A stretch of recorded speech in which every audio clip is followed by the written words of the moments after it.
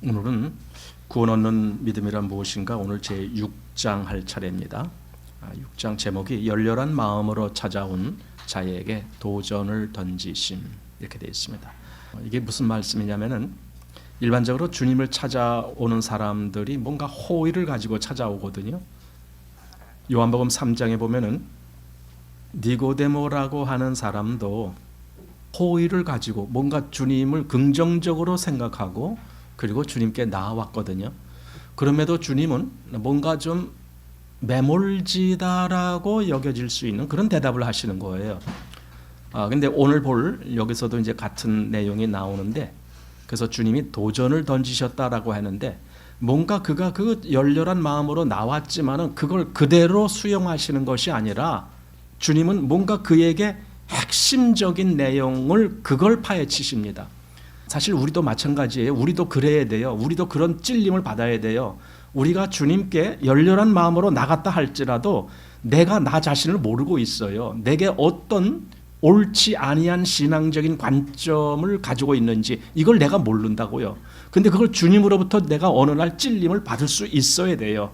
사실 그게 쉽지가 않죠. 그러니까 사람은 계속 자기가 생각한 길로 계속 가는 거예요. 그러나 하나님이 그에게 은혜를 베푸신다라면은 그는 이 찔림을 받게 되는 거죠. 존 맥어더 목사님이 어느 날 비행기를 타고 여행을 하는데 옆자리에 앉은 사람한테서 이제 이런 질문을 받았다는 거예요. 뭐냐면은 내가 어떻게 해야 예수 그리스도와 개인적인 관계를 맺을 수 있는지 선생님께서 알고 계십니까? 그러니까 이 맥어더 목사님이 성경책을 읽고 있었는데 옆에 있는 사람이 꽤 그래도 성경책을 읽고 있으니까 잘 아는가 보다 하고 이제 질문을 했겠죠. 근데 이 질문을 보십시오. 내가 어떻게 해야 예수 그리스도와 관계를 맺을 수 있는지. 굉장히 긍정적인 질문이에요. 이런 질문을 한 사람이 얼마나 귀해요. 세상에 이런 질문을 한 사람이 진짜 얻기가 얼마나 힘들어요. 그러니까 이 사람은 진짜 뭔가를 알기를 원하는구나. 예수님을 알기를 원하는구나. 뭐 이런 느낌을 갖게 하는 거죠. 그래서 이렇게 적당히 대답했습니다. 그래갖고 그러면은 내가 이렇게 할 수 있겠네요. 그래서 물론입니다. 선생님은 단지 주 예수 그리스도를 믿고 그분을 자신의 구주로 영접하기만 하면 됩니다. 이게 일반적으로 하는 이야기거든요. 근데 오늘은 이 대답에 어떤 맹점이 있는지 이제 오늘 그걸 얘기할 거예요. 이렇게 당신은 그리스도를 믿고 그분을 구주로 영접하면 됩니다. 그러면 그리스도인 되는 겁니다. 그러면은 당신에게도 이 기회가 열리는 겁니다. 이런 대답을 많이 하지만 거기에 어떤 약점이 있는지 그걸 한번 오늘 보는 겁니다. 자, 그래서 이 사람한테 맥어더 목사님이 그걸 다 설명을 해주고 그래서 같이 기도도 하고 그리고는 같이 이렇게 교류를 하면서 했는데 얼마 지나서 여기 지금 자꾸만 이게 멀어져 가는 걸 느끼는 거예요. 그래서 여기 하지만 얼마 지나지 않아서 그는 나를 만나려 하지 않았다. 이렇게 되는 거예요. 또 여기 보니까 최근에는 나는 그가 그리스도와 관련된 것에 대해 더 이상 관심을 보이지 않는다는 사실을 발견했다. 그러니까 앞에서 그렇게 질문할 때는 이 사람은 굉장히 그리스도에게 관심이 많은 것처럼 했지만 나중에 알고 보니까 그때뿐이었던 거예요. 그리고 나중에는 실질적으로 그리스도를 더 깊이 알고자 하는 마음보다는 그냥 자기가 적당한 선에서 그냥 끝나는 그런 길로 갔다라는 거죠. 그랬을 때 무엇이 문제인가? 왜 이와 같은 일들이 종종 일어나는가? 지금 이 맥어더 목사님은 지금 그 사람을 지금 어떻게 책망하려고 하는 게 아닌 거예요. 자기가 그 사람을 대하는 그 방법에 뭔가 잘못이 있었다라는 걸 이제 고백하는 거예요. 그냥 그리스도를 믿고 영접하면 됩니다. 이렇게 했는데 과연 그것이 옳은 말이었을까라는 거죠. 자, 여기 그래서 이런 말을 해요. 주님을 따르지 않는 회심자들이 있는 것. 아니, 주님을 따르지 않는 회심자, 회심했다라고 하는 거예요. 뭔가 마음을 돌이켰다는 거예요. 그래서 뭔가 믿음으로 갔다라는 거예요. 그런데 주님을 따르지는 않아. 한마디로 순종 없는 거죠. 그러니까 순종이 없는 회심, 순종이 없는 믿음, 과연 그런 것이 있을 수 있을까? 너무 많아요. 주님을 순종하지 않고 자기라고 하는 게 뭐예요? 자기가 우선 알고 있는 지식과 자기 경험과 자기가 뭔가 취하는 그런 여러 가지 그 안에서만 신앙을 하는 거예요. 여러분, 주님을 따른다라는 것은요, 때때로 내가 포기돼 줘야 되는 거예요. 그런 경험을 해봐야 돼요. 그게 한두 번이 아니에요. 여러 번 우리는 내가 나 자신을 포기하는 거예요. 내 기준을 내려놓는 거예요. 내 마음에 그 어떤 것을 내가 그렇게 그것이 옳다라고 생각했던 그것조차도 때로는 버릴 수 있는 이런 마음이 돼요. 이렇게 됐을 때 진짜 그리스도께 순종이 뭔 줄을 배우게 되는 거예요. 근데 이렇게 되는 사람이 얼마나 적은가 이거죠. 그냥 대부분 자기와 긍정적, 자기와 뭔가 비슷한 그 위치에서는 그걸 은혜라고 생각해요. 그 은혜를 어떻게 생각하냐? 내가 미리 생각하고 있었던 관점, 내가 미리 알고 있었던 지식, 그걸 누가 옹호해 주거나 그래 그게 맞아 이렇게 지지해 주거나 그러니까 목사가 그런 쪽으로 설교를 해 주거나 그러면은 은혜가 되는 거예요. 여러분 그게 진짜 은혜일까요? 그거 자기 생각 두둔하는 거죠. 근데 본인은 그걸 은혜라고 생각해요. 진짜는요, 내가 주님께 순종하든가 그걸 봐야 돼요. 자, 여기 주님을 따르지 않는 회심자들. 그래서 마태복음 19장에 나오는 그 부자 관원에 대한 이야기를 여기서 좀 하고 있습니다. 자, 여기서 차라리 성경을 그냥 읽어볼게요. 어떤 사람이 주께 와서 가로되 선생님이여 내가 무슨 선한 일을 하여야 영생을 얻으리까? 예수께서 가라사대 어찌하여 선한 일을 내게 묻느냐? 선한 이는 오직 한 분이시니라. 네가 생명에 들어가려면 계명들을 지키라. 가로되 어느 계명이오니까? 예수께서 가라사대 살인하지 말라, 간음하지 말라, 도적질하지 말라, 거짓 증거하지 말라, 내 부모를 공경하라, 내 이웃을 내 몸과 같이 사랑하라 하신 것이니라. 그 청년이 가로되 이 모든 것을 내가 지키었사오니 아직도 무엇이 부족하니까? 예수께서 가라사대 네가 온전하고자 할진대 가서 내 소유를 팔아 가난한 자들을 주라. 그리하면 하늘에서 보화가 내게 있으리라. 그리고 와서 나를 쫓으라 하시니 그 청년이 재물이 많으므로 이 말씀을 듣고 근심하며 가니라. 여기 참 이상한 것은요, 이 사람이 처음에 예수님을 찾아왔을 때는 아주 굉장히 올바른 어떤 기준에서 찾아온 거예요. 그게 뭐냐면 내가 어떻게 하면 영생을 얻을 수 있습니까? 이거거든요. 아니 영생을 얻기를 갈망했다라고 하는 그 마음은 얼마나 이게 기특합니까? 얼마나 이게 옳은 마음입니까? 그렇게 해서 예수님께 왔습니다. 그래서 예수님이 그러냐? 그러면은 이런 율법 지켜라. 계명의 몇 가지를 말씀하시면서 그랬더니 이 청년이 그거 내가 벌써 어려서부터 다 지키고 있습니다. 그러니까 이 사람은 정말 어렸을 때부터 굉장히 나름대로 하나님을 아주 잘 믿어왔던 사람이다라는 거예요. 그런데 예수님은요, 그러냐? 그럼 네 재산을 팔아 가난한 자들을 주고 그리고 돌아와서 나를 따르라. 이렇게 말하는 거예요. 아니 그냥 이 청년이 내가 그런 건 이렇게 잘 지켰습니다. 그렇게 말을 하면은 차라리 그래 잘했다. 너는 이제 올바른 신앙인이 되는 거야. 이렇게 칭찬을 해줬다라면은 이 청년은 그렇게 돌아가지는 않았을지 몰라요. 근데 예수님은 그런 말씀 안 하시거든요. 예수님은 그렇게 옹호해 주실 수가 없거든요. 예수님은 뭐가 옳고 그른지에 대한 그 본질을 보시기 때문에 그냥 이렇게 두둔해 주시지 않거든요. 그러니까 이 청년이 내가 그거 다 어려서부터 지켰습니다 했는데 예수님은 그 청년한테 무엇이 잘못됐는지를 보여주시려고 그럼 네 재산을 다 팔아서 가난한 자들에게 줘라 이렇게 말씀한 거예요. 그러니까 그게 이 청년한테는 걸리는 거죠. 걸리는 거예요. 우리가 이제 하나님을 믿는다라고 이제 말을 하지만은요, 착각을 하는 것이 있어요. 내가 아는 한, 내가 생각하는 관념 속에서는 내가 열심히 믿어. 그러나 그 밖을 넘어가는 믿음의 요구라든가 이런 것에 대해서는 나는 선을 긋는 거예요. 나는 그런 건 싫어. 이렇게 되는 거예요. 그래서 자꾸 자기 영역을 더 두둔하게 되고 자기 성벽을 더 쌓아가게 되고 이렇게 되는 거죠. 그러니까 여기서 말한 이 사람이나 또는 아까 존 메가더 목사님을 만난 그 사람이나 사실 거의 비슷한 사람이에요. 근데 오늘날에도 그런 사람들이 얼마나 많을까라는 거죠. 자, 밑에 언뜻 보면 예수님이 이 사람에게 주시려고 했던 메시지가 무엇인지 애매해 보이기도 하지만 자세히 살펴보면 그것이 무엇인지 알 수 있다. 만일 위의 구절들에서 말하는 진리를 한마디로 요약할 수 있다면 그것은 누가복음 14장 33절이 될 것이다. 이와 같이 너희 중에 누구든지 자기 모든 소유를 버리지 아니하면 능히 나의 제자가 되지 못하리라. 이거죠. 그러니까 여기서 이렇게 말하니까요. 아니 그럼 누가 그럼 자기 소유를 다 버리고 그리고 예수님을 믿어? 그게 말이 되나? 예수님 믿는다라고 내 소유를 다 버려야 되나? 이제 이렇게 이야기를 하면서 마치 이거는 불가능하다 이런 개념을 갖고 있어요. 그럼 여기 이 말씀 예수님이 잘못하신 거죠. 그게 불가능한 문제라면 예수님이 지금 틀리신 거예요. 그럼 그렇게 되면 어떠세요? 예수님이 틀릴 수 있다라고 여겨지십니까? 이렇게 말씀했는데 사실 이거 이렇게 된다라고 해서 재산을 다 버리라 그 말씀은 아니거든요. 마음에서는 예수님보다 그 어떤 것이 중요하지 않다라는 걸 의미하는 거예요. 모든 재산이라 할지라도 예수님보다는 그건 중요한 게 아닌 거예요. 사람들은요 자꾸만 그런 걸 요구를 하는 거예요.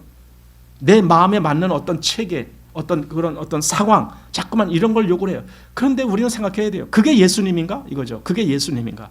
그러니까 예수님 말고 다른 어떤 것들을 내가 포기하지 못한다라면은 능히 내 제자가 되지 못하리라. 이렇게 되는 거예요. 자, 밑에 우리 주님께서는 이 청년에게 한 가지 문제를 내셨다. 그것은 그가 자신의 소유와 예수 그리스도 중 하나를 선택해야 한다는 것이다. 이거죠. 재산도 물론 중요하고도 또 다른 것도 중요한 게 많겠죠. 그런데 예수님하고 그것하고 둘 중에 하나를 선택하라라고 했을 때 진짜 예수님을 선택할까? 이거죠. 진짜 예수님을 선택할까? 그러니까 예수님의 선택이란 말은 예수님의 말씀대로 내가 순종할 수 있는가 그 말이거든요. 그게 과연 가능한가? 가능하지 않는 위치에서 우리가 예수님을 믿는다라고 하면 그 믿음이 과연 진짜일까? 생각을 해봐야죠. 자, 구원은 기꺼이 모든 것을 포기하는 사람들을 위한 것이다. 구원이라는 것이 그거예요. 구원은 우리 마음에서 그런 결정이 이루어지는 거예요. 내가 주님보다 다른 어떤 것도 중요하지 않아. 이 결정이 이루어져요. 그래서 주님만을 추구하게 돼요. 그러니까 다른 것들은 그것이 좀 모자라건 넘치건 부족하건 아니면 충만하건 그건 신경이 안 써져요. 다른 것은. 그런데 주님으로 내 마음에 채워지지 아니한 사람들은 다른 데 신경을 엄청 써요. 그렇게 될 수밖에 없어요. 그러니까 무엇이 중요한지를 그걸 빨리 알아차린 사람이 이 신앙의 올바른 노선을 갈 수가 있어요. 자, 인간적인 눈으로 본다면 그는 그때까지 주님께서 만나신 사람들 중에 가장 잘 준비된 사람이었을 것이다. 왜냐하면 영생을 어떻게 하면 얻을 수 있습니까? 라고 그렇게 주님께 나왔으니까 얼마나 그래 이 사람은 진짜 영생 얻을 것 같아. 아마 이렇게 생각했을지 모르잖아요. 자, 그는 무르익은 열매였으며 열정적이었다. 그는 영생을 얻지 못한 채로 순순히 돌아갈 것 같지 않았다. 하지만 그는 그렇게 돌아갔다. 이거예요. 그러니까 처음에 올 때와 실제로 그가 나중에 갈 때의 그 모습이 완전히 바뀌는 거죠. 마음이 그렇게 틀리다는 거예요. 우리 입이 영생을 원한다라고 말하지만 실제로 영생이 아니에요. 영생이 아니고 내가 원하는 그것, 영생이 아니고 다른 어떤 것, 그런 것들을 우리가 원하죠. 자, 그가 떠나간 이유는 그릇된 메시지를 들었기 때문도 아니고 심지어 믿지 않았기 때문도 아니었다. 그러니까 예수님이 말씀하신 것인데 거기에 무슨 잘못이 있겠습니까? 그릇된 메시지가 거기 있었겠습니까? 아니었죠. 자, 그 이유는 바로 그가 기꺼이 자신의 모든 것을 포기하고서 자신을 들여 순종하려 하지 않았기 때문이다. 예수님은 그의 말을 액면 그대로 받아들이시고 그에게 결단을 촉구하신 것이 아니라 도리어 그가 쉽사리 승복하지 않을 말씀을 하셨다. 어떤 의미에서는 예수님이 그를 쫓아내신 것이다. 예수님이 그를 쫓아내셨대요. 의미적으로는 그럴 수도 있다는 거죠. 왜냐하면 그가 들을 수 없는 말을 했으니까, 그가 감당치 못한 말을 했으니까. 그러니까 예수님이 쫓아낸 거나 마찬가지신 거라는 거죠. 하지만 그럼 예수님이 잘못하신 건가? 그럴 수는 없죠. 자, 이런 전도가 어디 있겠는가? 내 생각에 예수님은 거의 모든 성경 대학이나 신학교의 개인 전도 과목에서 낙제를 면치 못하셨을 것이다. 그분은 행위에 관한 메시지를 전하셨으며, 잘 봐요. 행위에 관한 메시지를 전했대요. 아니, 믿음의 메시지를 전하지 않고 왜 행위의 메시지를 전했지? 이거 의문입니다. 다시 한번 이 앞에. 그분은 행위에 관한 메시지를 전하셨으며 그 말씀을 하실 때 믿음이나 구원의 실상에 대해서는 언급조차 하지 않으셨고 그에게 믿으라고 도전하시지도 않았다. 그분은 끝맺음을 잘 하시지도 못했고 그물을 던지는 것도 낙제였으며 그 청년을 결신자로 얻지도 못하셨다. 잘라서 말하면 어떤 사람이 영생을 얻기 원한다고 말하면서 나왔을 때 우리는 그를 그대로 돌려보낼 수 없다. 그것이 옳지 않겠는가? 그런데 왜 예수님은 돌려보냈느냐 이거죠. 여기 아니다. 그 반대이다. 전도에 관한 우리의 개념을 가지고 예수님을 고소할 수는 없다. 도리어 예수님이 오늘날의 전도 방법을 판단하실 것이다. 오늘날의 전도가 골몰하고 있는 것은 결단이나 통계 수치, 교회 복도로 걸어, 복도라는 것이 뭐냐면 이 앞에 이게 통로예요. 통로. 이 교회 통로를 얘기하는 건데 복도라고 되어 있습니다. 왜냐하면 저 뒤에 앉았다가 뭐 예수 믿을 사람이 이 앞으로 나오세요. 그러면 또 줄줄줄 이렇게 나오는 뭐 그런 거. 자, 교회 복도로 걸어 나오기 또는 요령 또 잘 짜맞추어진 복음 제시, 선전물, 감정의 조작 그리고 심지어는 위협 등이다. 이런 것들로 오늘날 사람들한테 막 이런저런 얘기를 해서 어떻게 해서든지 그를 믿는 자 축에 넣으려고 하는 거예요. 그냥 순수 복음을 말하는 것이 아니라 이런 여러 가지를 가지고 사람들을 그렇게 하는 거예요. 근데 어떤 사람들은 그런 것에 의해서 마음이 혹하는 사람들도 있어요.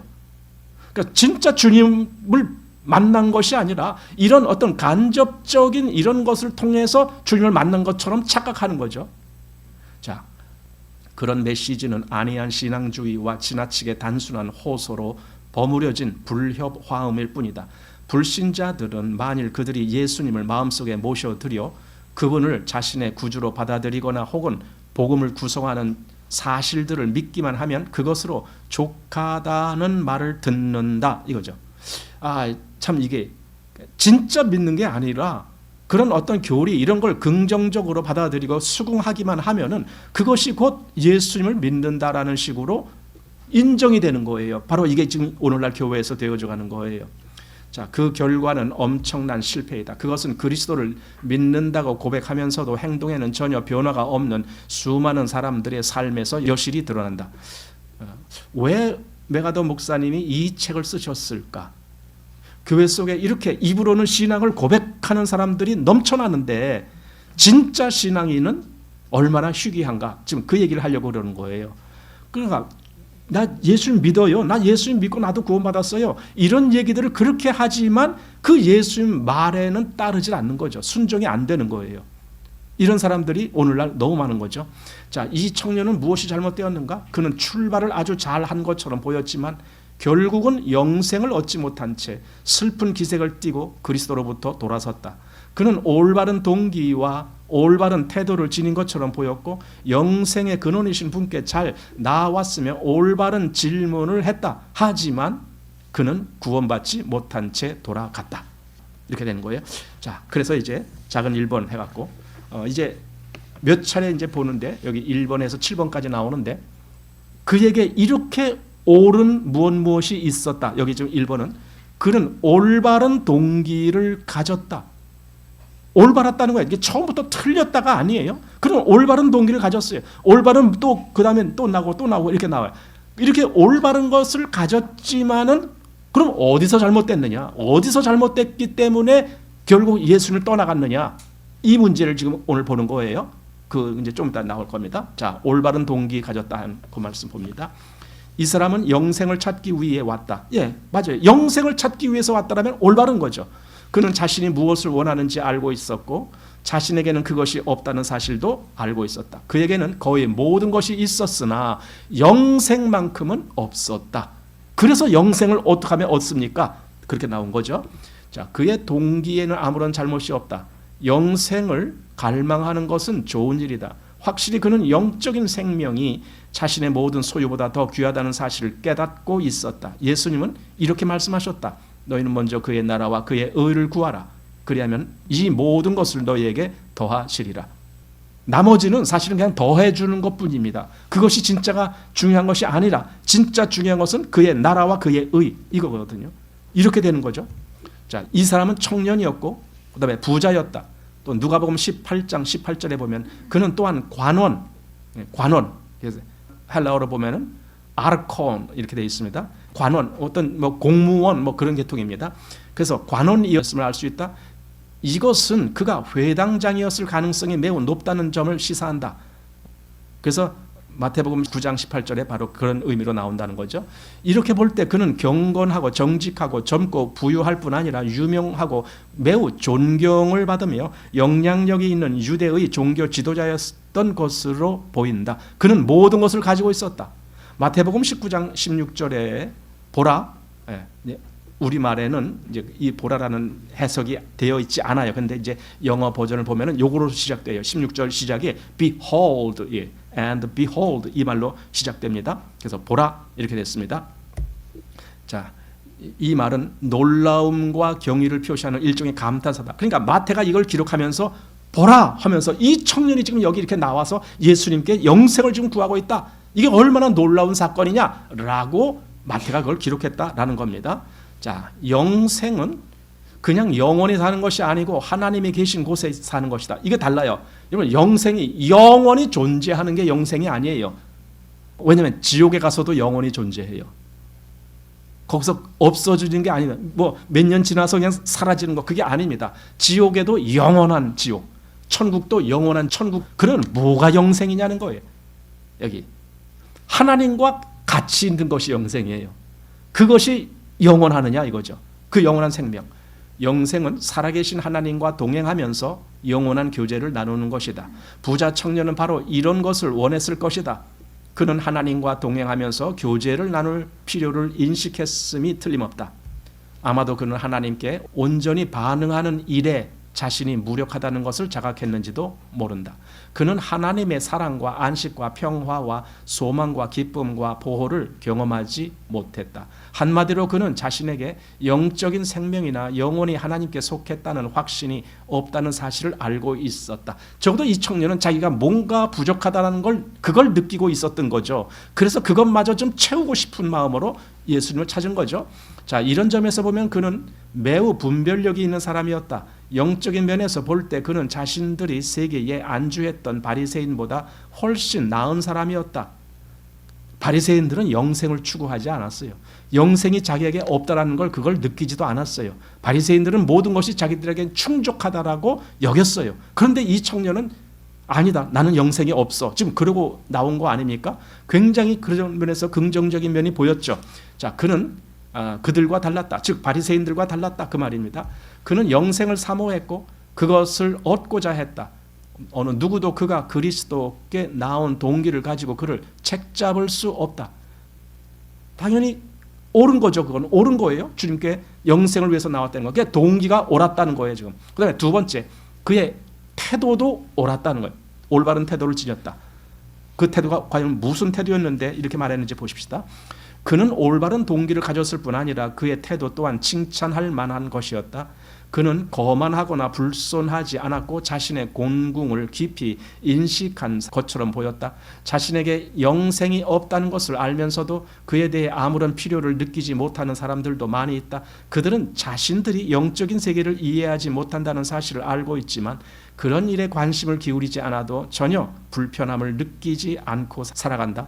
하지만 이 청년은 그렇지 않았다. 그는 절박했다. 그는 물음에서 이러한 절박성을 감지할 수 있었다. 뭐라고요? 선생님이요? 내가 무슨 선한 일을 하여야 영생을 얻으리까? 이 질문 속에 뭔가 이 청년은 정말 영생을 아주 긴급하게 뭔가 지금 찾고 있구나 이런 느낌이 들었다는 거죠. 자, 그는 무슨 서론적인 말도 없이 단도직입적으로 이렇게 여쭈어본 것이다. 그러니까 이 사람은 진짜 영생을 얻을 사람이구나 이렇게 착각을 하는 거예요. 그래서 근데 예수님은 매몰지게 그가 떠나가도록 하셨거든. 도대체 이게 무슨 원리인가? 자, 마가복음 10장 17절에 그가 달려왔다고 기록되어 있다. 그는 또한 공개적으로 찾아왔다. 밤에 왔던 니고데모와는 달리 이 사람은 대낮에 그것도 다른 사람이 보는 앞에서 찾아왔다. 그리고는 대담하게도 자기에게는 영생이 없다는 사실을 공개적으로 드러내놓고 고백했다. 마가는 또한 이 부자 관원이 예수님 발 앞에 무릎을 꿇었다고 말한다. 그는 그렇게 주님 앞에서 스스로 낮추는 것이 사회적으로 자신에게 별로 득될 것이 없다는 사실을 알고 있었다. 하지만 그는 그런 불리함을 마다하지 않을 정도의 정직성을 지닌 사람이었다. 그는 너무도 강렬하게 영생을 원했던 나머지 일찍이 자신을 영적인 거인으로 알고 있었던 사람들 앞에서 체면이 깎일 위험을 무릅썼다. 그럼에도 불구하고 마음의 평안을 얻지 못한 그는 낭패감에 젖어 이렇게 묻는다. 아직도 무엇이 부족하니이까? 그러니까 아직도 이 청년 마음에 뭔가 이루어지지 아니한 그것이 계속 그대로 남아있는 거예요. 아니 예수님이 지키라고 한 거 나 그거 다 지켰어요. 근데도 아직도 뭐가 안 되고 있어요. 좀 그러고 있는 거 아닙니까? 그러면은 우리 생각은 그래요. 이 청년에게 뭔가 좀 제대로 설명만 해주면 될 것 같다. 설명만 잘 해주면 이 청년은 문제가 해결될 것 같다. 이렇게 우리는 여길 거예요. 이 상황에서. 그런데 예수님은 그렇게 안 하셨어요. 참 이상한 말씀 같은 말씀을 하셨어요. 너 가지고 있는 거 다 팔아서 가난한 자들 주라. 그리고 나를 따르라. 아니 이게 뭐예요? 이게 율법주의를 지금 설명한 겁니까? 예수님이 지금 뭘 얘기한 겁니까? 복음을 얘기한 건가요? 아니 복음은 그게 아닌데 예수님이 다른 데서는 이런 말씀 안 하시고 다른 데서는 나를 믿으라. 여자여 내 말을 믿으라. 이렇게 말씀하시면서 인자가 왜 왔냐? 인자가 죄인을 구원하러 왔다. 이런 저를 믿는 자마다 멸망치 않고 영생을 얻게 하려 함이라. 이런 말씀을 해주셨어야 될지 왜 모든 걸 다 팔아서 가난한 자들 내주려고 나를 쫓으라. 이런 말씀을 왜 하셨을까? 그러니까요. 예수님은요. 때때로 어떤 말씀을 하실 때 저 사람에게 진짜 핵심적인 문제가 뭔지 그걸 끄집어내는 거예요. 그러니까 요한복음 4장에서 그 가난한 여자에게는 네 남편을 불러오라. 아니 복음하고 남편하고 무슨 상관이 있는데 어찌 보면 아무 상관없는 거예요. 그런데도 예수님은 네 남편을 불러오라 그랬던 거예요. 다행히 그 여자는 거기서 돌아가질 않았어요. 만약에 그 여자가 거기서 꽤 성질이라도 있고 한 여자 같으면 뭐 남편을 불러오라고 하면서 그냥 휙 돌아갔을지 몰라요. 그런데 그 여자는 계속 그래도 뭔가 내가 보니 당신은 선지자 같습니다. 이러면서 계속 호감을 갖고 계속 대화를 했다라는 거예요. 그러면서 계속 예수님이 말하는데 그걸 걷어차질 않고 그걸 계속 마음에서 새기는 거예요. 그래서 나중에 동네에 들어가서 사람들한테 얘기할 때 이리 와보라. 내가 만난 이 사람, 이가 그리스도가 아니냐? 이가 메시아가 아니냐? 왜냐하면 그가 나의 모든 과거에 있었던 이 추한 모든 내 과거를 다 이야기한 그분이시다. 그분이 내 과거를 다 알고 계셔 하면서 자신이 대화 나눴던 그것을 오히려 동네 사람들한테까지도 다 터놓는 그러한 위치로 갔잖아요. 그러니까 이 여자는 상당히 그런 면에서 예수님한테 정말 자기가 찔림을 받으면서도 그래도 난 예수님께 이렇게 있었던 사람이고 여기 이 사람은 그게 아니에요. 예수님이 다 팔아서 가난한 자들에게 주라. 그랬을 때 내가 주님 말씀대로 그렇게 하겠습니다. 만약에 그랬다면 뭔가 입장이 바뀌었겠죠. 그런데 이 사람은 그게 될 수가 없는 거죠. 왜 그럽니까? 진짜 본심은 영생이 아니에요. 영생은 뭔가 마음의 허전한 한 구석에 채워지지 아니한 그걸 채우기 위해서 나도 어떻게 하면 영생을 얻겠습니까? 했지만 이 사람의 마음은 저 밑에 더 중요한 위치에 거기에 자리하고 있는 것은 뭡니까? 재물이라는 거죠. 이 사람이 그렇게 하고 있는 거예요. 그래서 예수님이 그걸 끄집어내시는 거예요. 네 재물 다 팔아서 가난한 자들 주라. 그것 때문에 구원 얻는 건 아니에요. 하지만 예수님은 그 사람의 마음을 끄집어낸다는 거예요. 마음을. 그래서 그렇게 말씀하셨던 거죠. 자, 여기서 우리는 그가 근심하고 있다는 것과 목적을 이루지 못한 나머지 크게 당혹스러워하고 있음을 감지할 수 있다. 그의 삶은 온통 종교적이었음에도 불구하고 그는 무엇인가가 잘못되었다는 사실을 알고 있었다. 그러니까 잘못됐다. 뭔가가 지금 결여되어 있다. 빠졌다. 그 말이에요. 그걸 어떻게 채울 수 있는가? 그거죠. 자, 이것은 깊은 절망에 빠진 마음의 부르짖음이었던 것이다. 우리는 모든 율법을 다 지켜놓으라고 하는 그의 주장을 어떻게 받아들여야 할까? 물론 그의 말은 과장이었다. 하지만 외적으로 보면 그는 굉장히 모범적인 그런 삶을 살았던 사람이다. 그런 것은 내가 이미 다 지켰습니다. 이렇게 말할 때 그 삶이 그가 일부러 거짓말을 하려고 꾸미는 것은 아닐 거란 말이에요. 뭔가 그의 삶은 진짜로 그런 것을 다 지킬 만큼 그렇게 뭔가 진지하고 뭔가 율법을 다 이렇게 받아서 그렇게 했던 사람이다라는 걸 알게 돼요. 그러니까 이 대답은 뭔가 좀 과장은 됐을지언정 전혀 엉뚱한 대답은 아니었다라는 거죠. 자, 그러나 그는 깊은 허물을 느꼈고 그 허물을 해결하고자 예수님께 나왔던 것이다. 만일 어떤 사람이 그에게 다가가서 당신은 평화와 기쁨과 행복과 사랑을 원하십니까? 라고 묻는다면 그는 틀림없이 긍정적으로 그렇습니다 라고 대답할 것이다. 만일 다가간 사람이 전도단체에 소속된 사람이었다면 그는 이 청년을 위해서는 저를 따라하세요 라는 식의 후렴구를 되뇌일 필요조차 없었을 것이다. 일반적으로 전도할 때에 이제 이런 걸 사용한다는 거죠. 근데 이게 저를 따라하세요가 아니에요. 여기 영어 보면 just as I am. 이게 이제 찬송가에도 나오는 대목에 내 모습 이대로. 그게 just as I am. 그러니까 나를 따라하세요가 아니고 내 모습 이대로 받으세요라고 하나님께 기도하라. 이걸 전도자들이 그렇게 주입식으로 가르친다는 거예요. 하나님, 내 모습 이대로 받아주십시오. 내가 하나님께 갑니다. 날 받아주십시오. 이렇게 하라라고 그렇게 가르치는 거예요. 근데 지금 이 부자 청년은 그것도 필요 없었다. 왜? 이미 하나님께 그는 왔어 벌써. 이렇게 되는 거예요. 자, 이 청년은 준비되어 있었다. 그는 열정적으로 영생을 추구했으며 이런 점에서 볼 때 올바른 태도를 가진 것임에 틀림없었다. 자, 그래서 이제 세 번째, 그는 올바른 근원으로, 올바른 근원은 바로 예수님을 두고 한 말입니다. 예수님이 올바른 근원이시니까 예수님께 왔다라는 것, 그거 정말 올바른 근원으로 나왔다라는 거죠. 이 젊은 관원은 단지 어느 전도자에게 나온 것이 아니라 영생의 근원이신 분께 나왔고, 그것은 그가 원하는 것을 추구하기에 걸맞은 적당한 자리였다. 그래서 요한일서 5장 11절에도 이 생명이 그의 아들 안에 있는, 바로 그 생명에게 나왔으니 얼마나 잘한 것입니까? 자, 지나가겠습니다. 자, 그는 영생이라는 문제에 대해 이 선생님의 가르침을 얻고자 했다. 왜냐하면 이분은 해답을 가지고 계시리라고 믿었기 때문이다. 그런데 예수께서 어찌하여 선한 일을 내게 묻느냐, 선한 이는 오직 한 분이시니라 라고 말씀하신 까닭은 그로 하여금 당신이 진정 어떤 분이신지를 깨닫게 하시기 위함이다. 그러니까 예수님 자신이 누구신지를 그걸 이 청년에게 좀 알게 해 주려고 그렇게 말씀했는데 청년은 그쪽으로 깨닫지 못했던 거죠.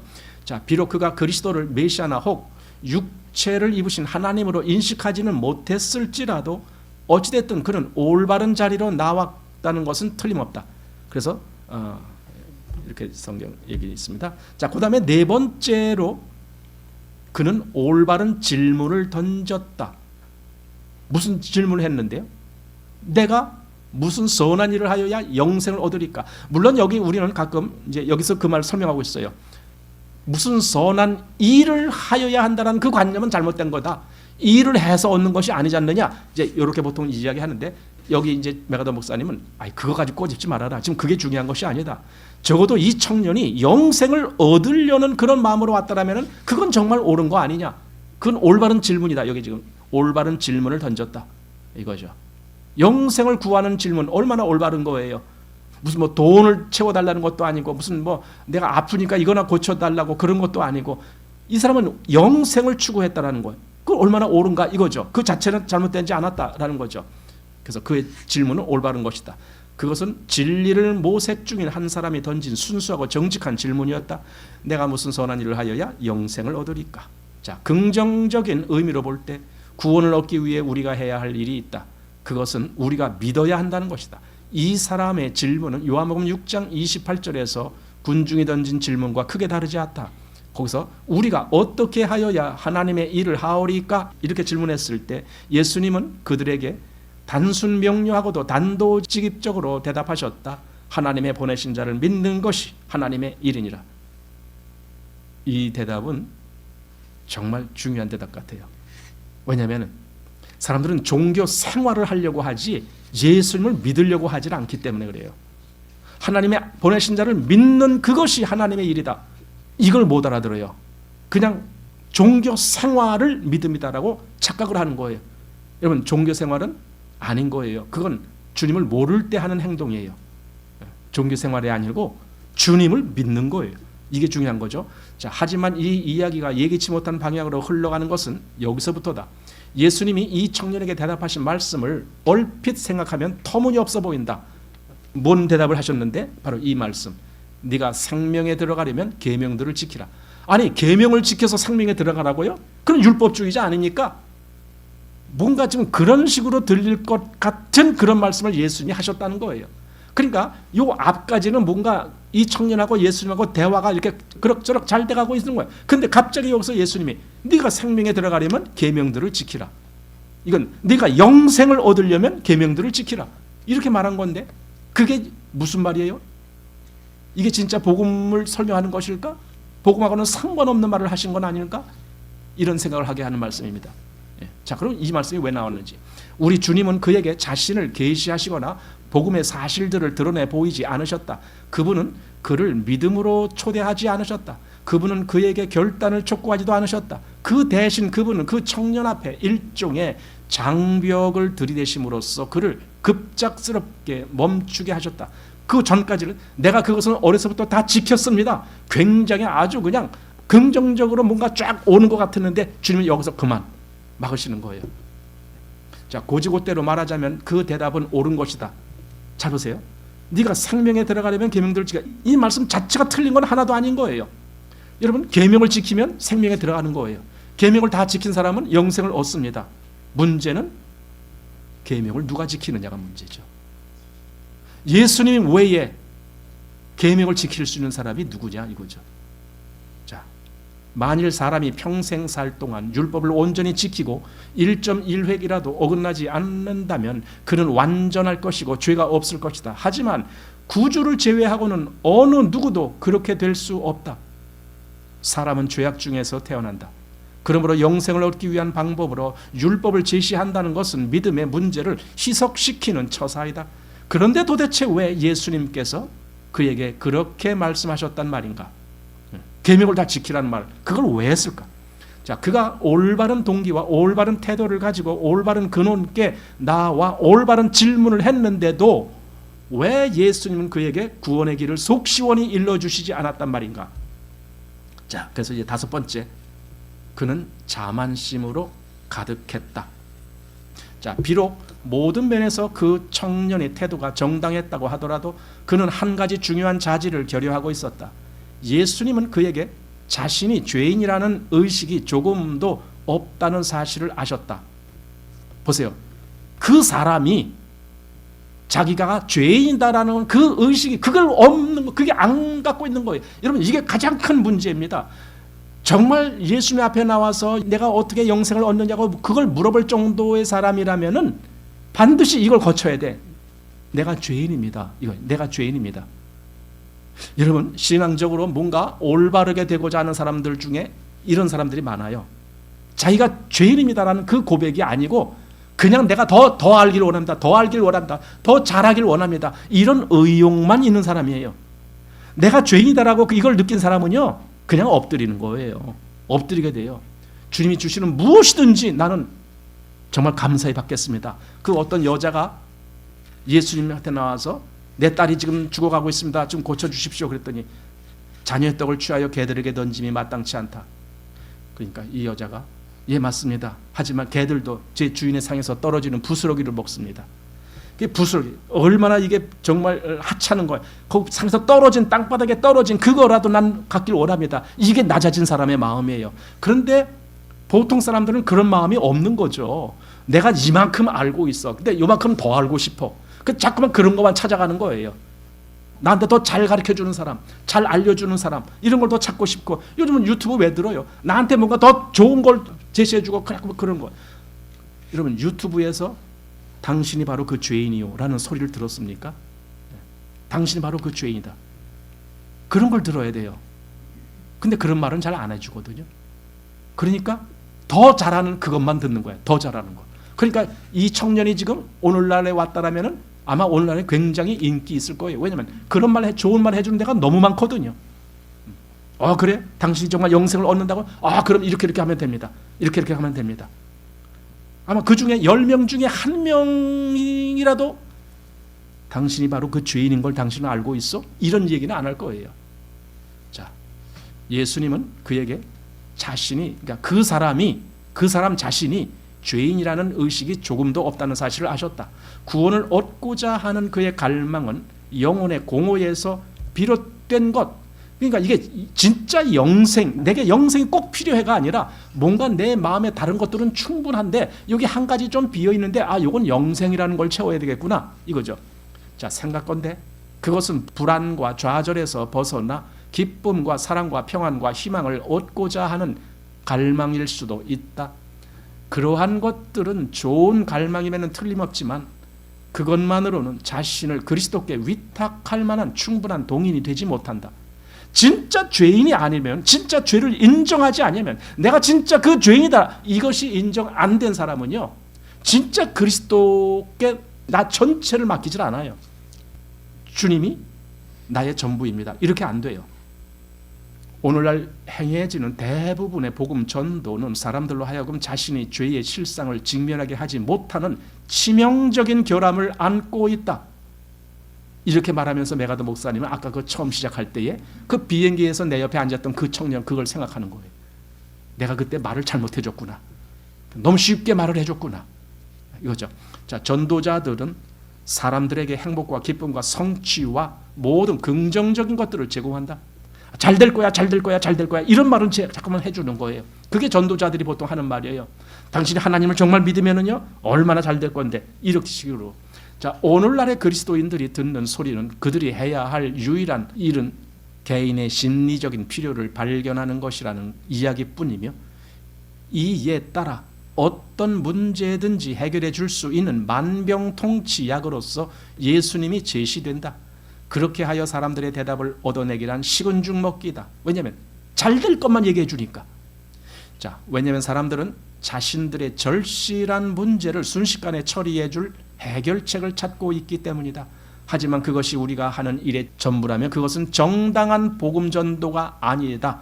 정당한 복음 전도, 거기에는 반드시 죄의 시인이 있어야 되고 주님께 대한 그 전적인 순종이 있어야 되고, 그런데 그런 방법은 필요 없고 그냥 요런 거 이렇게 믿으면 돼요.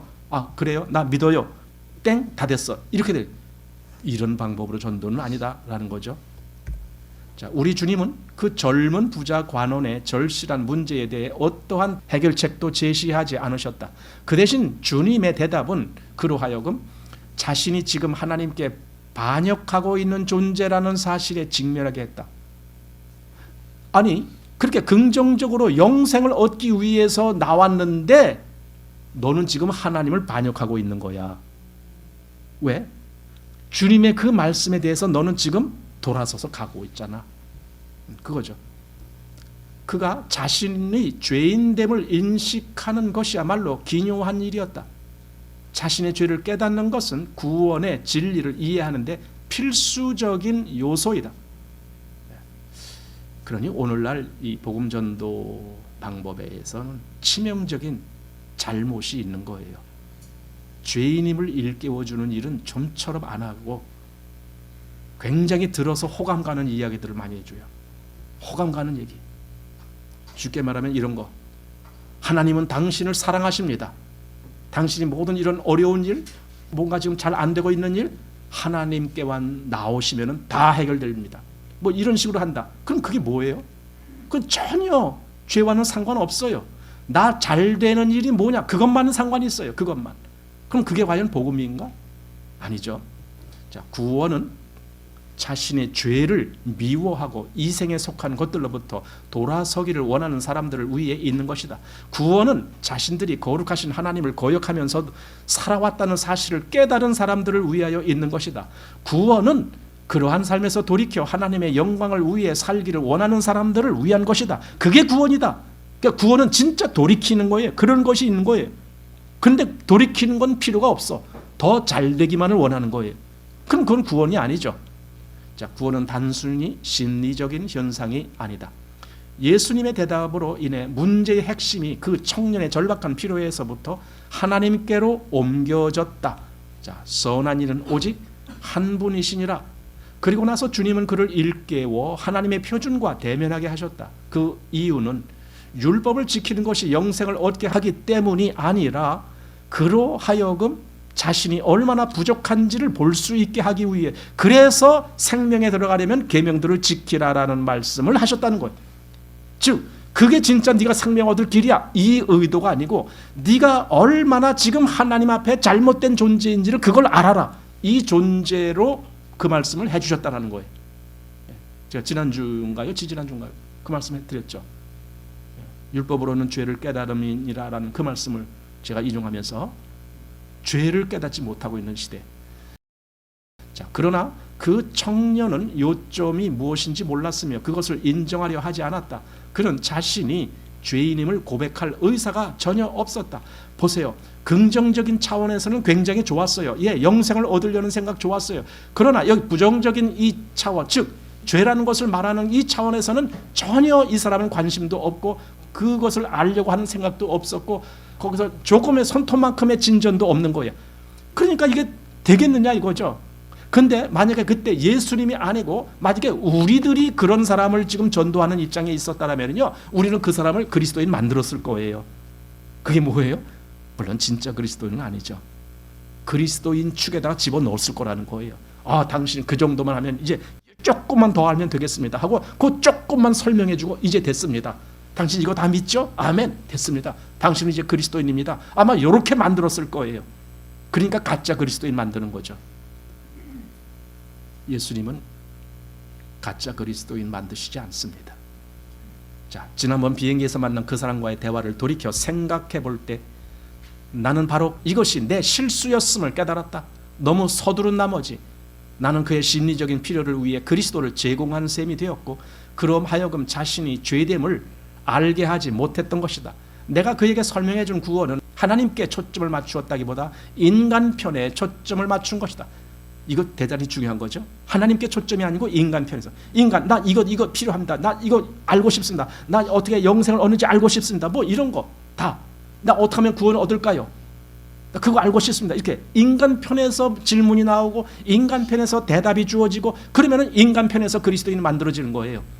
그러나 그건 하나님의 그리스도인이 아니죠.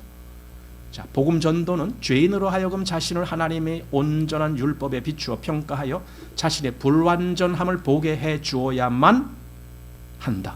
복음 전도는 인간이 왜 부족한지, 인간이 왜 죄인인지 여기부터 시작해야 돼요. 그걸 들을 수 있는 사람이 그 다음도 들을 수 있는 거예요. 근데 이걸 전혀 건너뛰고 그냥 다음으로 가버리기 때문에 오늘날 진정한 그리스도인이 아주 귀하게 돼버린 거죠. 자, 사람의 필요나 사람의 감정이나 사람의 문제만을 다루는 복음은 올바른 균형을 이룬 것이다. 사람의 필요, 사람의 감정, 사람의 문제, 그거 해결만 위해 있는 거예요. 난 이거 해결됐으면 좋겠어. 아, 나 지금 여기 이 사람은 영생이 부족하니까 영생을 얻을 생각을 했지만, 어떤 사람은 난 능력이 부족해. 어떻게 하면 능력을 얻을까? 그거 하는 사람 많아요. 여러분, 그것이 해결된다 손 치더라도 그게 뭡니까? 그게 온전한 겁니까? 전혀 아니거든요. 인간 자기 필요만 채우자는 거지. 예. 자, 내가 믿기로는 이들 중 대부분은 거듭나지 못했으며 심각하게 잘못 인도되고 있는 것이다. 하나님의 말씀을 보면 어디서든지 자신의 죄인됨을 깨닫는 것이 얼마나 중요한지를 역설하고 있다. 로마서에서 바울은 구원의 도리를 논술하기 앞서, 그러니까 그 앞에 1, 2, 3장 보면 전부 죄 얘기만 하고 있잖아요. 1, 2, 3장에 물론 앞에 서두에 약간 서론이 있지만 그 이후부터는 계속 죄 얘기입니다. 죄 얘기. 그런 다음에 로마서 3장 중간부터 율법 외에 또 다른 의가 나타났으니 하면서 이제 복음을 설명하기 시작하는 거예요. 예. 죄를 설명한 다음에, 자, 여기 요한복음 1장 17절에도 율법은 모세로 말미암아 주신 것이요 은혜와 진리는 예수 그리스도로 말미암아 온 것이라고 말한다. 율법은 언제든지 은혜보다 앞서 나온다. 왜 앞서 나옵니까? 죄를 지적해야 되니까. 그러니까 율법은 모세로 말미암아 주신 것이다. 물론 시간적으로도 앞섰지만은 여기 이 말씀에도 앞섰다는 거예요. 그러나 은혜와 진리는 예수 그리스도다. 이렇게. 율법은 우리를 그리스도께 인도하는 몽학 선생이다. 하나님께서 세우신 율법과 그것이 우리에게 미치는 효과가 전혀 없는 상태라면 은혜는 무의미하다. 율법이 나에게는 상관없어. 난 복음만 알면 돼. 예, 이렇게 될 수가 없어요. 율법으로 말미암아 내가 정말 하나님 앞에 어떤 존재인지를 그걸 알아야 돼요. 그걸 알아야 그리스도가 왜 나에게 꼭 필요한지를 그걸 알게 돼요. 그러니까 율법을 제쳐놓고 복음으로 간다? 그건 말이 안 되는 거예요. 자, 하나님께서 세우신 율법과 그것이 우리에게 미치는 효과가 전혀 없는 상태라면 은혜는 무의미하다. 그리고 죄의 본질과 심각성에 대한 이해가 없다면 구원도 있을 수 없다. 그러니까 율법이 말하는 것 역시 죄를 말하는 거니까 그 죄에 대한 심각성 그게 없어요. 그러면 무슨 은혜가 필요하고 무슨 구원이 필요합니까? 자, 우리는 기존의 복음 제시를 재조정할 필요가 있다. 하나님께서는 죄를 미워하시며 죄인들을 벌하여 영원한 형벌 가운데 처하게 하신다는 사실을 간과해서는 안 된다. 어떻게 지옥으로 가고 있는 사람을 향해서 하나님께서 당신의 삶을 위한 놀라운 계획을 가지고 계십니다 라는 말로 복음 제시의 말문을 열 수 있을까? 사실 이런 말 많이 하거든요. 하나님은 당신의 삶을 위한 놀라운 계획을 가지고 있습니다. 이 말을 잘하는 사람이 조엘 오스틴 목사는 그분이 그 얘기 아주 잘해요. 자, 성경을 말하기를 하나님은 악인을 향해 매일 분노하신다. 이런 말은 안 하죠. 그러나 하나님은 진짜 악인을 향해서 매일 분노하신다. 이거죠. 자, 의로우시고 거룩하시며 순결하신 하나님께서는 죄악을 참으실 수 없다. 그분은 죄악을 숨긴 채 그분께 나오려고 하는 자들을 구원하시지 않는다. 이거죠. 죄를 숨긴 것은 구원받지 못해요. 이건 확실해요. 이 기준이 있어야 돼요. 그냥 은혜만 안다라고 구원되는 게 아닌 거예요. 복음만 안다라고 구원이 되는 게 아닌 거예요. 근데 사실 복음 안에는 죄의 문제도 나와요. 같이. 그걸 다뤄야 되는데 그걸 빼놓은 복음을 얘기하는 거죠. 자, 그 젊은 부자 관원은 예수님께 어느 계명이오니까 하고 물었다. 내가 그거 다 지킬 겁니다. 말씀만 하십시오. 그랬더니 예수님이 살인하지 말라, 간음하지 말라, 도적질하지 말라, 거짓 증거하지 말라, 내 부모를 공경하라, 그리고 내 이웃을 내 몸과 같이 사랑하라. 계명 있는 말씀 다 하고 하나 덧붙여서 내 이웃을 내 몸과 같이 사랑하라까지 더했어요. 그런 어느 계명이옵니까? 말씀만 하십시오. 나 얼마든지 그렇게 합니다. 당당하게 말했지만 예수님 말했을 때에 그런 그거요? 이미 다 지키고 있어요. 이렇게 말했던 겁니다. 자, 우리는 하나님의 율법의 의미도 모르는 사람에게 은혜를 전해서는 안 된다. 의에 대한 하나님의 요구가 무엇인지 모르는 사람에게 은혜를 설명한다는 것은 무의미한 일이다.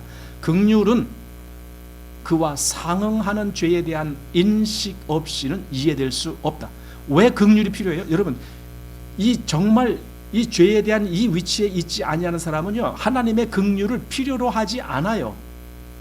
그냥 정당한 대가만을 요구를 해요. 하나님, 내가 이렇게 열심히 할 테니까 날 잘 좀 봐주세요. 이런 거예요. 내가 이렇게 열심히 했으니까 나한테 좋은 상을 주세요. 이런 거예요. 그거 뭡니까? 그거 긍휼 아니잖아요. 내가 노력했으니까 나에게 적당한 어떤 것을 채워달라. 그건 대가를 요구하는 거고, 그거는 삭슬 요구하는 거죠. 그건 긍휼이 아니죠. 은혜가 아니죠.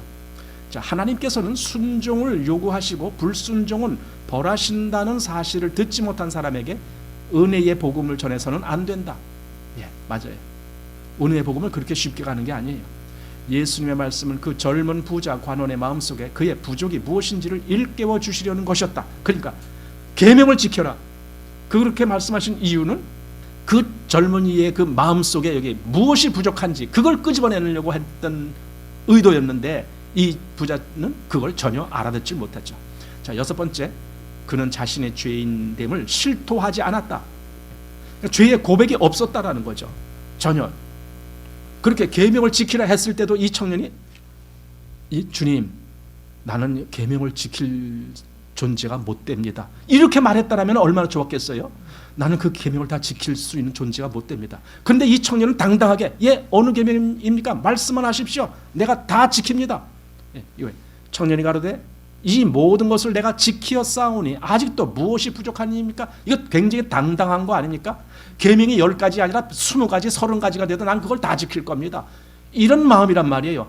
이 청년은 내가 죄인입니다. 나를 불쌍히 여겨주십시오. 그 계명 하나님, 나 정말 거기까지 갈 수가 없습니다. 이렇게 됐어야 마땅함에도 불구하고 이 청년은 그러질 않고 얼마든지 말씀만 하십시오. 이렇게 바로 이게 얼마나 큰 잘못인가. 자, 이 말을 통해 그가 율법을 어떻게 인식하고 있는지를 알 수 있다. 이 사람은 율법을 어떻게 인식해요? 내가 당당하게 얼마든지 지킬 수 있는 대상, 이렇게 보고 있는 거예요. 이 사람은 율법을. 정말 그렇습니까?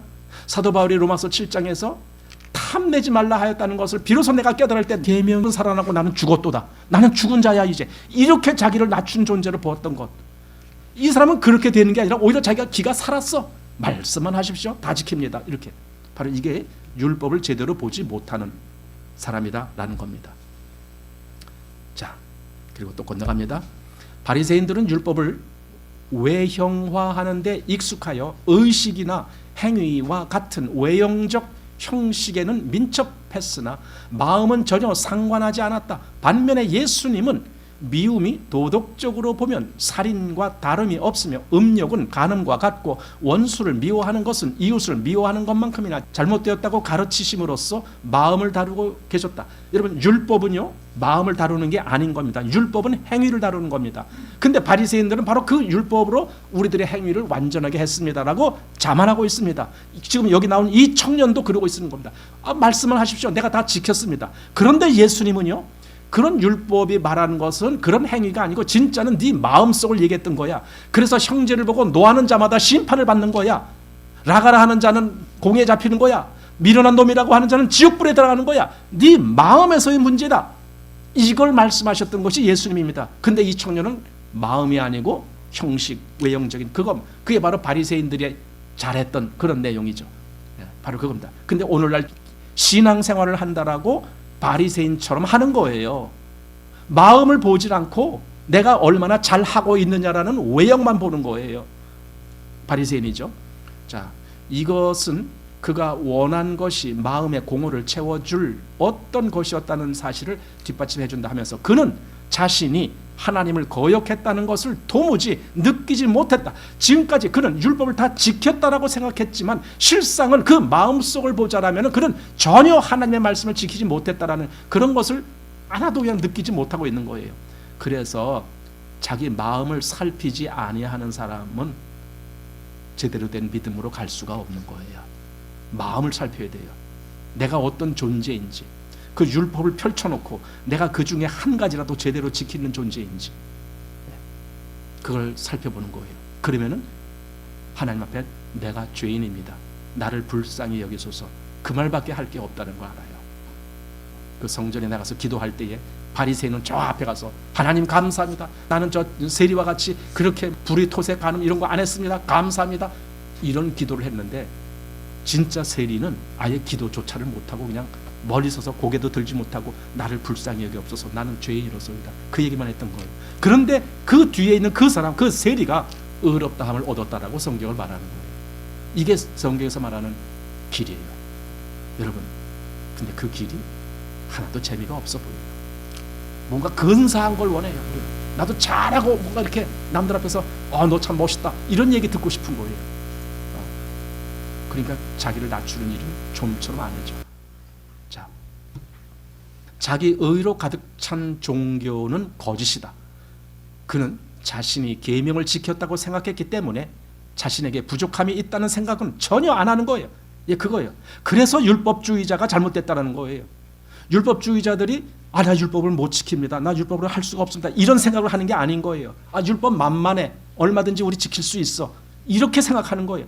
우리가 하나님 백성 아니야? 우리가 구원받은 거 아니야? 그러니까 율법은 당연히 지킬 수 있어. 이렇게 자꾸만 여기는 거예요. 그러니까 전혀 자기의 부족함을 보질 않는 거예요. 여기 이 모습과 똑같은 겁니다. 이 청년, 예수님으로부터 돌아간 청년 똑같습니다. 자, 그가 자기 의에 매달리는 태도를 고집하는 한 그는 구원받을 도리가 없다. 구원은 감정적인 고향을 원하는 사람을 위한 것이 아니라 용서받으려고 하나님께 나오는 죄인을 위한 것이다. 구원이 이런 거예요. 그래서 예수님이 내가 죄인을 구원하러 왔다. 근데 죄라는 것을 어떻게 인정하는 줄 아세요? 오늘날? 그건 논리적으로, 이론적으로 인간들은 다 죄인이야. 그러니까 나도 죄인이야. 이렇게 인정을 하는 거예요. 여러분, 그게 죄에 대한 인정입니까? 진짜 죄에 대한 인정은요, 가슴을 치는 거예요. 내가 그 자예요. 내가. 이렇게 되는 거예요. 그러니까 이론적으로 모든 인간은 다 죄인이래. 그걸 100번 인정해도 그건 죄의 인정이 아닌 거예요. 내가 그런 자군요, 하나님. 하나님과 나와 직접적인 대면에서 내가 그런 자이군요. 이렇게 되는 것이 죄를 진정으로 아는 사람이죠. 자, 제 7번. 그는 그리스도께 굴복하려 하지 않았다. 그리스도 말씀을 이제는 자기가 인정하는 영역까지는 좋았어요. 예, 그 계명 지키라는 거, 예, 다 지켰어요. 이렇게 하면서 좋았어요. 그런데 그다음, 그럼 네 재산을 팔아서 가난한 자들을 줘라 했을 때 더 이상 주님께 이제 순종 못하겠습니다. 그러니까 보세요. 이게 뭐냐면요, 이 사람이 여지껏 율법 지켰다라고 말한 거라든가 여지껏 뭐 열심히 내서 뭘 했다라는가 영생을 얻을 생각, 이건 주님께 내가 순종하겠다는 마음이 아니에요. 그건 전혀 다른 거고 자기 필요만 난 얻어가겠다. 지금 그 얘기란 말이에요. 자기 필요, 내가 뭘 필요한데? 나 영생이 필요해요. 또 어떤 사람은 난 뭔가 좀 대단한 어떤 신앙적인 또는 어떤 신령한 뭔가 좀 이런 건 필요해요. 그런데 주님께 복종하지는 않아. 지금 핵심이 그거 아닙니까? 우리에게 가장 필요한 것은요, 다른 신령한 모든 이런 것들이 아니라 주님께 당신은 복종하느냐, 이게 필요한 거거든요. 근데 그것은 아니. 이 청년이 그랬어요. 주님께 복종하지 않아요. 그러니까 주님이 그럼 내 걸 다 팔아서 가난한 자를 주라. 난 그거 듣기 싫어요. 이렇게 되는 거죠. 복종하기 싫은. 그러니까 주님께 복종한다는 개념은 전혀 없는 거예요, 이 사람이. 그래서 주님으로부터 떠나가는 거예요. 근데 우리는 그런 사람을 굉장히 아깝다. 그 사람 조금만 더 잘해줬으면 구원받을 건데, 조금만 더 이렇게 좀 대해줬으면 좋았을 걸. 자꾸만 이런 생각을 하려고 하는 거예요. 자, 결국 예수님은 그에게 최종적인 시금석을 제시하셨다. 네가 온전하고자 할진대 가서 네 소유를 팔아 가난한 자들을 주라. 그리하면 하늘에서 보화가 내게 있으리라. 그리고 와서 나를 쫓으라. 예, 난 그런 걸 싫어요. 나는 율법을 잘 지키려고 난 왔는데 왜 그런 걸 하라 그래요? 예. 자, 이것은 율법을 지켰다는 그의 주장이 과연 그러한지를 묻는 말씀이었다. 실제로 네가 정말 그러냐? 예. 거기 율법에 내 이웃을 내 몸과 같이 사랑하라, 그런 말씀인데 너가 정말 그랬느냐? 그럼 네가 이렇게 너는 부자로 살고 그 옆에 얼마나 가난한 사람이, 헐벗은 사람이 많아. 그럼 그 사람들을 똑같이 나눠줘야 되는 거 아니냐? 왜? 그게 율법이니까. 내 이웃을 내 몸과 같이 사랑하라. 여러분, 우리도 생각해 보십시오. 우리 주변에 얼마나 헐벗고 가난한 사람들이 많습니까? 노숙자들은 또 얼마나 많습니까? 그러니까 우리가 다 팔아서 그들 다 나눠줘야, 예, 이게 굉장히 아주 위대한 신앙인 같죠? 그러나 우린 거기서 알아야 될 걸 알아야 돼요.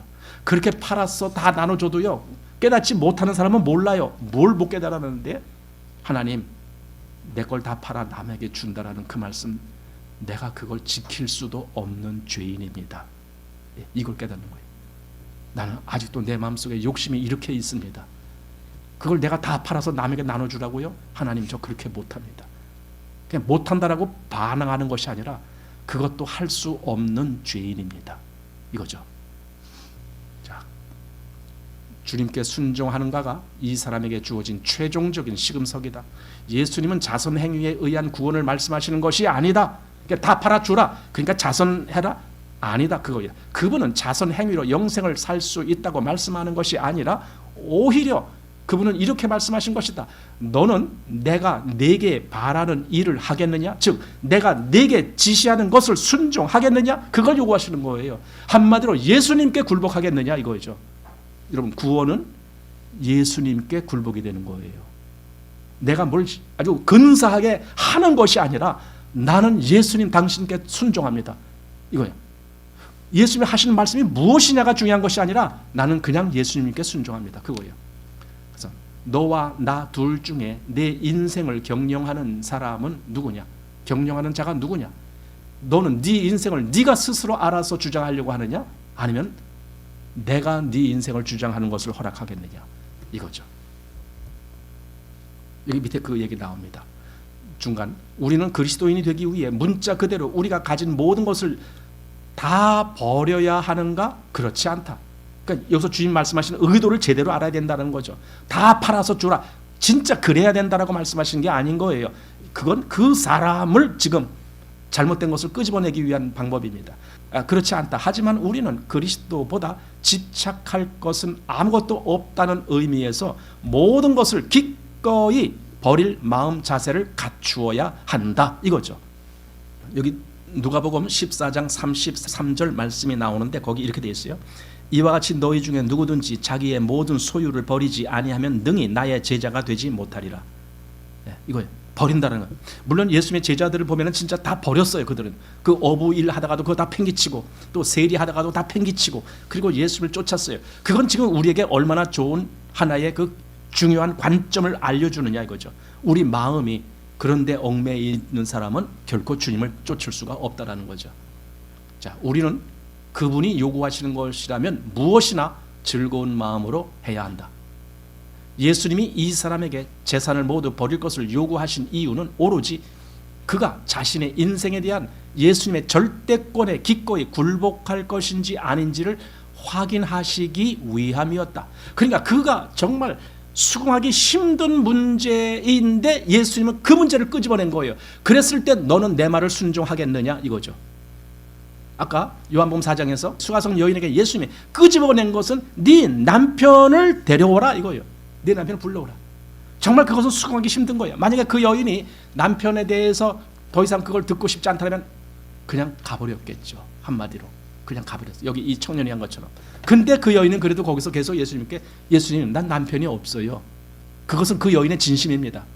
남편이라고 생각되는 대상을 아직 만나지 못했어요. 그거예요.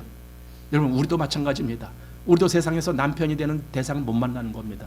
그러다가 진짜 남편을 만납니다. 누굽니까? 예수님이죠. 그 문제입니다. 예수님 그 확인을 위해서 이렇게 말씀했다. 자, 그 젊은 부자 관원은 이 시험에서 낙제했다. 그는 자신의 인생에 대한 예수님의 절대권을 인정할 생각이 없었다. 마태복음 19장 22절은 그 청년이 재물이 많음으로 이 말씀을 듣고 근심하며 가니라.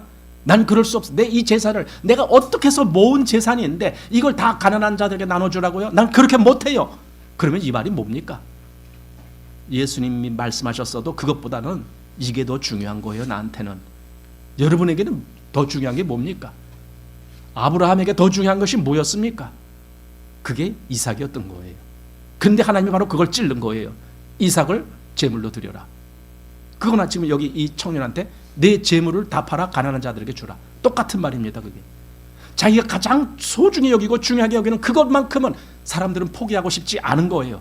그런데 그것까지 내놓을 수 있느냐, 이걸 물어보시는 거예요. 믿음이 그런 겁니다. 그래서 그에게는 그리스도보다 자신의 재물이 더 소중했다. 자, 그는 진정으로 영생을 원했다. 그러나 그는 예수님이 구체적으로 지적하신 길, 곧 자신의 죄를 고백하고 예수님이 주님 되심을 복종하는 길로 오려 하지 않았다. 그래서 그 사람은 실패자가 되었다. 구원하는 믿음은 죄에서 떠나 모든 값을 치르고서라도, 이게 모든 값을 치른단 말이 뭡니까? 내가 모든 것을 다 포기한다 할지라도 그거예요. 예수 그리스도를 따르겠다는 헌신이다. 이게 구원 얻는 믿음이다 라는 겁니다. 그래서 쭉쭉 지나가서 끝났습니다. 그래서 이걸 보면 이제 난 이렇게 생각해요. 지금 이 현대 교회는 이 믿음을 너무 가볍게 생각하는 것 같아요. 믿음이라는 건 그건 이미 다 해결된 거 이렇게 그냥 넘어가려고 합니다. 근데 사실은 신앙에 있어서는요, 믿음이 다예요. 그거 넘어서 또 다른 어떤 거가 없어요. 그런데 믿음 같은 것은 다 이미 끝난 거고 하면서 뭔가 아주 신비로운 뭔가 또 다른 것을 자꾸만 찾아가려고 하는데 아닙니다. 자, 하나님의 일이 뭐라고요? 하나님의 보내신 자를 믿는 것, 그게 하나님의 일이에요. 믿는 것, 그게 다예요. 믿음은. 그런데 그것 말고 또 다른 어떤 것을 추구하려고 하는 거예요. 그래서 많은 사람들이 이 믿음에서 떨어져 나가는 거예요. 이 올바른 믿음에서. 왜냐하면 마음이 거기에 있지 않거든요. 다른 데 있거든요. 그러니까 다른 걸 또 추구하게 되는 거예요. 그것 말고 더 좋은 것, 더 좋은 것 이렇게 추구하는 거예요. 내가 진짜 예수님을 믿는 그 믿음, 난 그것만 원합니다. 그러면은 아니 내가 지금 뭐 환경적인 어떤 열악한 조건이라든가 뭐 그게 무슨 문제가 됩니까? 나는 예수님을 정말 믿습니다. 그럼 거기서 모든 것이 끝나는 거예요. 그런데 그게 아니라 난 더 좋은 어떤 것을 원합니다. 자꾸만 이렇게 하기 때문에. 그래서 믿음은요, 내 인생을 어디다 두느냐, 그걸 과연 주님께 드릴 수 있느냐, 주님께 맡길 수 있느냐, 주님이 내 인생을 다 주관하십시오, 난 주님께 복종하겠습니다, 그럴 수 있느냐, 그게 믿음의 척도입니다. 이 부자 청년은 주님께 전혀 맡기고 싶은 생각이 없어요. 자기가 필요로 생각하는 것, 그걸 이제 영생이라는 굉장히 긍정적인 것을 필요로 했지만, 그러나 이 청년은 영생을 얻지 못하고 돌아갔습니다. 왜냐하면 그 마음이 열리질 않았거든요. 자기가 원하는 그것만 찾겠다라고 했지 주님 말씀을 들을 생각이 없거든요. 주님 말씀을 들은다면 예, 주님 말씀대로 따르겠습니다, 그렇게 했을 텐데. 그게 바로 오늘날 우리들에게도 핵심적으로 지금 제시되어지는 말씀입니다. 이렇게 마치겠습니다.